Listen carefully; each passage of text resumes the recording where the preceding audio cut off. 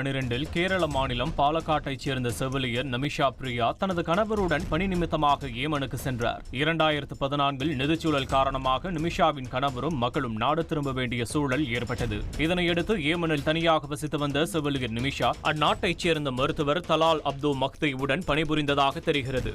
நிமிஷாவை உடல் மற்றும் மன ரீதியாக தொடர்ந்து மஹ்தி துன்புறுத்தியதாகவும் அவரது பாஸ்போர்ட்டை பறிமுதல் செய்து வைத்ததாகவும் கூறப்படுகிறது. 2017 இந்தியா திரும்ப நினைத்த நிமிஷா பாஸ்போர்ட்டை மஹ்தியிடம் கேட்டு தராததால் அதனை எடுப்பதற்காக அவருக்கு அதிக அளவு மயக்க மருந்து கொடுத்ததாக தெரிகிறது. இதில் எதிர்பாராத விதமாக மஹ்தி உயிரிழந்த நிலையில் கொலை வழக்கில் கைதான நிமிஷாவிற்கு 2018 அந்நாட்டு நீதிமன்றம் தூக்கு தண்டனை விதித்தது.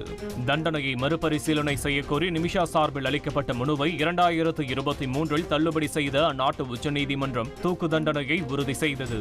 இதனிடையே தண்டனையை நிறுத்தக் கோரி இந்திய வெளியுறவுத்துறை உதவியுடன் நிமிஷாவின் தாயார் பல்வேறு முயற்சிகளை மேற்கொண்டார். அந்நாட்டின்